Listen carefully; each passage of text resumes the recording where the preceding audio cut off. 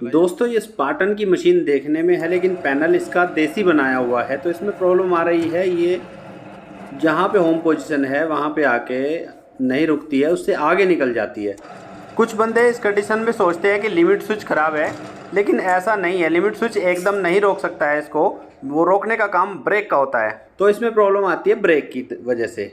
ये ब्रेक है, और ब्रेक अलग अलग टाइप के होते हैं, कुछ इस तरह के भी होते हैं। तो हमारे पास में जो है वो इस तरह का है।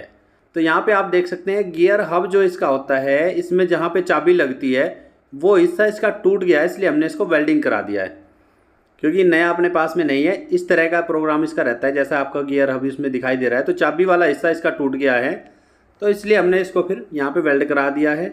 नहीं तो ये यहाँ पे लगने के बाद में इसमें एक लॉक लगता है, और उस लॉक की वजह से रुका रहता है, और चाबी की वजह से ये साफ्ट के साथ में घूमता रहता है। तो ये लॉक इस तरह का इसमें रहता है, लेकिन अब इस लॉक का काम नहीं रहा है क्योंकि हमने इसमें वेल्ड कर दिया है। तो आप ये ना समझे कि हमने इसका नाश कर दिया है, तो ये चलेगा, ऐसी कोई बात नहीं। और हम जब चाहें उसको वेल्डिंग को छुटा भी सकते हैं। गियर हब लगने के बाद में लाइनर लगता है। लाइनर में प्ले रहना बहुत ज़रूरी है, क्योंकि इसकी वजह से ही ये जो है ना इसको मोटर को फ्री करता है और जाम करता है। और इसको दबाने के लिए ये ब्रेक शू भी कह देते हैं इसको, क्योंकि इसके ऊपर दोनों तरफ ये लेदर चिपके रहते हैं। ये प्लेट इसको दबा कर रखती है, तब जाके मोटर रुकता है। तो ये प्लेट को दबाने का काम करते हैं स्प्रिंग।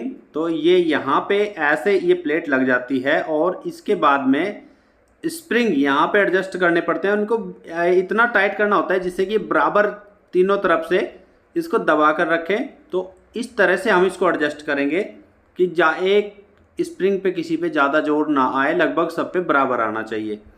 तो हम इसको जस्ट इतना टाइट करेंगे अभी जितने में स्प्रिंग थोड़ा सा टाइट हो जाए। उसके बाद में हम इसको तीनों को बिल्कुल बराबर एडजस्ट करेंगे।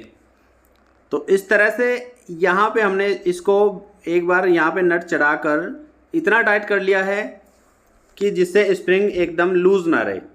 अब चाबी लेंगे और चाबी से इसको जितने भी टर्न हम एक एक करेंगे उतने ही दूसरे का करेंगे। ऐसा नहीं है कि एक बार एक को फुल टाइट करेंगे, बिल्कुल एक एक टर्न, जैसे एक एक या दो दो जो भी आप डिसाइड करें। तो इसको अगर हम 2 बार घुमा रहे हैं तो दोनों को, सबको, तीनों को 2-2 बार घुमा देंगे पहले। तो यहाँ पे हमने ये 3 बार इसको घुमाया है, तो दूसरे को भी 3 बार घुमाएंगे पहले, और उससे ये बराबर एडजस्ट हो जाएंगे। तो यहाँ पे आप इसको देख सकते हैं कि इनको बिल्कुल एकदम बराबर बराबर एडजस्ट करेंगे, और इतना टाइट करेंगे जिससे कि ये मोटर हाथ से हम घुमा ना पाएँ। एकदम पूरी ताकत नहीं लगानी है, लेकिन नॉर्मली ताकत से इसको हम ना घुमा पाएँ, तो इतना हम इसको एडजस्ट कर देंगे।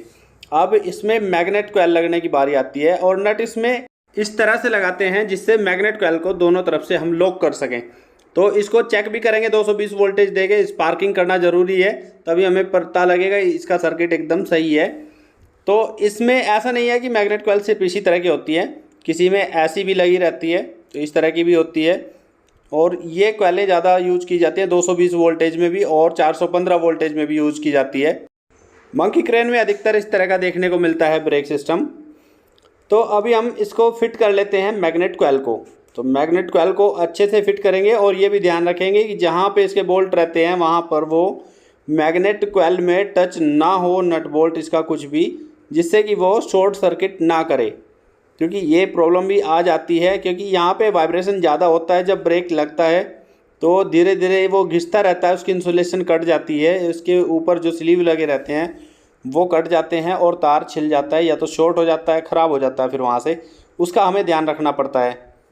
तो इस तरह से यहाँ पे कोशिश करें कि यहाँ पे पेपर भी लगा दें, इसका इंसुलेशन पेपर जो होता है तो वो भी यूज़ कर लेते हैं। तो ये ब्रेक अधिकतर जो है ना आपने सिंपल मशीनों में देखा होगा, स्पार्टन की मशीन में ये ब्रेक नहीं रहता है, लेकिन स्पार्टन की वो मशीन ज़रूर है, उसमें हमने ये सिंपल वाला मोटर लगाया हुआ है और सिंपल ही पैनल लगाया हुआ है, इसलिए वो मशीन ऐसी चल रही है। नहीं तो स्पार्टन का ब्रेक सिस्टम ऐसा नहीं रहता है, उसमें मोटर की जो वाइंडिंग होती है उसी में वोल्टेज जाते हैं, और वो डीसी वोल्टेज जाते हैं, क्योंकि उसमें प्रोग्राम रहता है कि उसमें 60 वोल्ट का प्रोग्राम रहता है, जो कि रेक्टिफायर से एसी से डीसी कन्वर्ट होके जाते हैं, और उसमें अलग से प्रोग्राम कुछ ऐसा लगा हुआ नहीं रहता है।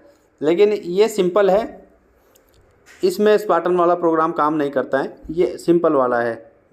चाइनीज़ मशीनों में ये सिस्टम अधिकतर आपको दिख जाएगा।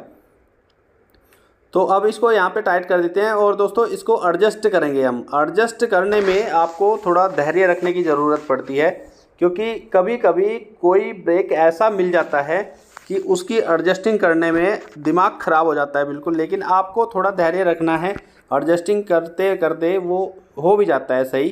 थोड़ा धैर्य रखने की ज़रूरत पड़ती है, लेकिन गुस्सा आ जाता है जब कभी वो नहीं एडजस्ट होता है जल्दी में। लेकिन आप गुस्सा जल्दी ना करें तो काम अच्छा हो जाएगा। अब इसको हम चेक करेंगे, यहाँ पे हम इसमें सप्लाई दे के इसको चेक करेंगे कि ये अच्छे से खुल रहा है या नहीं खुल रहा है। तो यहाँ पे हम इसमें 3 फेज़ सप्लाई देंगे, क्योंकि इसका प्रोग्राम 3 फेज़ का ही रहता है। और इस तरह से हमने इसमें सप्लाई दे दी है। अब इसको चेक करेंगे, ये अच्छे से खुलना चाहिए। तो मोटर जब ही हम इसमें सेट करेंगे मशीन में, जब ब्रेक अच्छे से खुलेगा। अब ये चाहे बेंडिंग मशीन का मोटर हो या टावर क्रेन का मोटर हो, ब्रेक सही से खुलना चाहिए ज़रूर, क्योंकि अगर ब्रेक ना खुला तो किसी भी मोटर का शहीद होना बिल्कुल तय है, उसको कोई बचा नहीं पाएगा। और दोस्तों इस काम को करने के लिए हमें मोटर को मशीन में से खोलना बहुत ज़रूरी हो जाता है, क्योंकि उसमें लगी हुई में इसको एडजस्ट करना भी एक बड़ा काम है, मुश्किल काम है। इसीलिए हम इसको खोल कर ले आए हैं और यहाँ पर आराम से इसको कर रहे हैं, और इसमें यहाँ पे जल्दी हो जाता है काम। अब इसको चेक कर लेते हैं एक बार।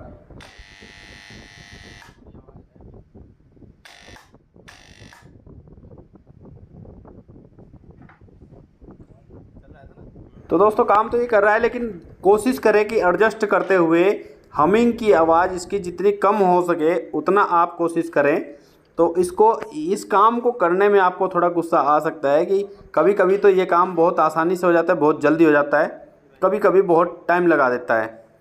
तो अभी हम मोटर को चला करके देख लेते हैं मोटर फ्री करता है या नहीं करता है, या मोटर फंसा हुआ रहता है। तो तब हमें सही क्लियर पता लग जाएगा। जितना हो सके हम इसे एडजस्ट करने की कोशिश करेंगे, और एडजस्ट करके जब जहाँ पे सही सेटिंग आ जाए वहाँ पे इसको फिर लॉक कर देंगे, और इसके नट दोनों तरफ से अच्छी तरह टाइट कर देंगे। दोस्तों इसके कनेक्शन करने में कोई दिक्कत नहीं होती है। इसमें जो 3 फेज़ का प्रोग्राम रहता है इसका भी, और इसमें जो मोटर में कनेक्शन बॉक्स है उसी में कनेक्शन हो जाते हैं।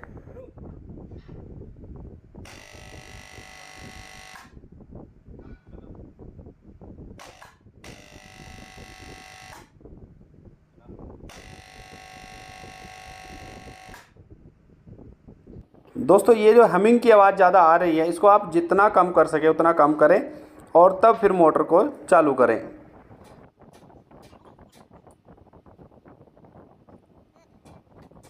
चला बंद।